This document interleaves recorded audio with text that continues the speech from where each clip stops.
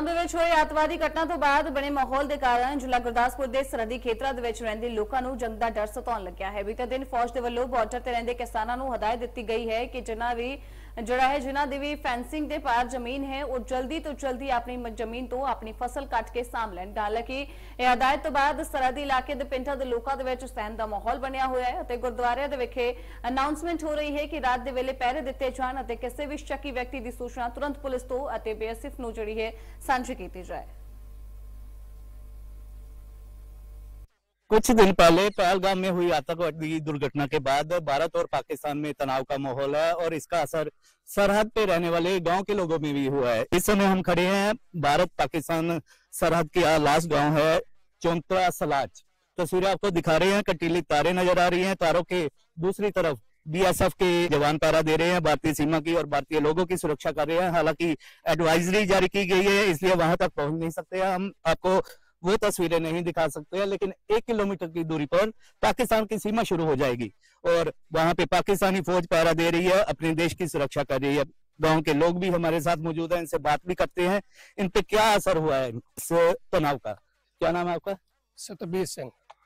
क्या असर हुआ जो आतंकवादी घटना हुई है पहलगाम में? जो पहलगाम की घटना हुई है उसके पूरा देश इस वक्त जो है ना वो सहम के और डर के वातावरण में पड़ गया है, क्योंकि जंग किसी भी समस्या का हल नहीं है अभी तक।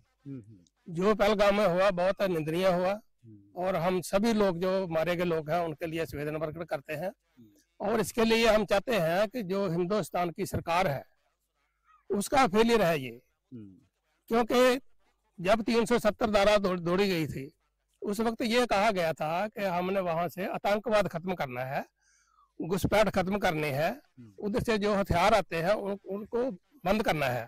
पर इसके बावजूद आज घटनाएं भी वापर रही हैं, हमले भी हो रहे हैं, लोग भी मारे जा रहे हैं। तो इसलिए सुरक्षा एजेंसियां और इसके लिए टोटल जड़ा ना गृह मंत्री जिम्मेवार है और ऐसा जो माहौल बनाया जा रहा है बिल्कुल दुर्भाग्यपूर्ण है कि हिंदू मुस्लिम का जड़ा ना इशू बनाया जा रहा है। जैसे जैसे टीवी में और अखबारों में ऐसी एक बात आती है और दोनों फिरके के जो लोग हैं हिंदू और मुस्लिम उनमें तनाव बढ़ना कुदरती होता है, इसलिए ऐसा माहौल बनाने की कोई जरूरत नहीं है। लेकिन देखा जाए तो दोनों सीमाओं पर, दोनों देशों की सीमाओं पर फोर्स बढ़ानी शुरू कर दी है, पाकिस्तान ने भी और भारत ने भी। लास्ट गांव है चौतरा और सलाच, 2 गांव है, ये आखिरी गांव है। इस पे क्या असर हुआ, लोगों पे क्या असर है? इसका असर जैसे मीडिया में आता है, टीवी में आता है, अखबार में आता है, डर का और सहम का वातावरण बन जाता है। खास करके जब मोदी ने बोला है कि हम ऐसा ही जवाबी कार्रवाई करेंगे कि आप देखते रह जाएंगे। पाकिस्तान वाले देख रहे हैं कि कब रिटेलिएशन होता है, कब जवाबी कार्रवाई होती है। हिंदुस्तान के जो बॉर्डर पट्टी के लोग हैं जो सरहद पर हैं उनका है कि अगर ऐसा होता है तो पाकिस्तान मोड़वा जड़ा कार्रवाई वो कैसे करेगा। इसलिए इन बयानों से जड़ा ना लोगों में डर और सहम पैदा होता है। ऐसा नहीं आपने तो काफी जंग देखी होंगी, 71 में 65 में भी हुई थी। क्या असर होता है इन गांव पे? इन गांव के ऐसा है कि 65 की लड़ाई, 62 की लड़ाई और 71 की लड़ाई जड़ी है ये लोगों के एक तो खेत नष्ट हुए, फसलें बर्बाद हुई, जानी नुकसान हुआ, माली नुकसान हुआ, गांव छोड़ करके पीछे जाना पड़ा। पीछे तो फसल नहीं होती है, रिश्तेदारों के जाकर के ना रहना पड़ता था। सो इसलिए जंग जो है वो इन लोगों के लिए तो क़यामत बन जाती है। सो ये कभी भी नहीं चाहेंगे कि जंग हो। ये तो अपने जड़े देश के दोनों देशों के हाकिम हैं जो राज करने वाले लोग हैं, उनकी अपनी असफलता है वो जो अपने लोगों की समस्या हल करने के बजाय लोगों का ध्यान जो जंग की तरफ जड़ा ना बना रहे हैं और जंगी जुनून को तुरंत जड़ा ना खत्म करना चाहिए। जो दोनों देशों ने बंदियां लाए हैं एक दूसरे देश पर उनको समाप्त करना चाहिए, दोनों बॉर्डर जड़िया खोलने चाहिए और पहलगाम की घटना की किसी निष्पक्ष जड़िया जांच कराई जानी। अभी कुछ देर पहले देखा है गुरुद्वारा साहिब में एक अनाउंसमेंट हो रही थी, क्या कहा जा रहा है और क्या हिदायतें दी जा रही है?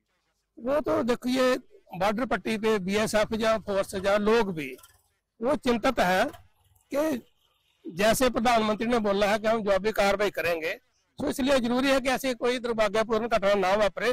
तो इसलिए उन्होंने बोला है कि जल्दी जल्दी अपनी जड़ी है वो फसलें काट ली जाए ताकि और जड़ा ना माली नुकसान ना हो।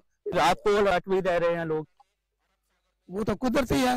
जब माहौल जंगी जुनून का होगा, डर का होगा, सहम का होगा तो फिर जागते भी रहे होंगे, पहरा भी देते होंगे, अपने अपने घर पर तो ध्यान तो रखेंगे। सो ऐसा माहौल तुरंत जड़ा समाप्त होना चाहिए।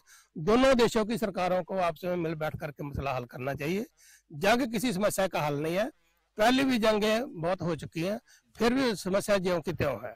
फसलें काट ली गई हैं जो तार के पार है, काटी जा रही हैं, काटी जा रही है, क्योंकि कल कोई उन्होंने बोला है कि 2 दिन में काट ली जाए। जैसे जैसे प्रधानमंत्री ने बोला है कि पाकिस्तान वाले 29 अप्रैल तक चले जाएं, तैसे तैसे जेडे लोग हैं अपना जल्दी जल्दी काम जो है ना समाप्त करने जा रहे हैं।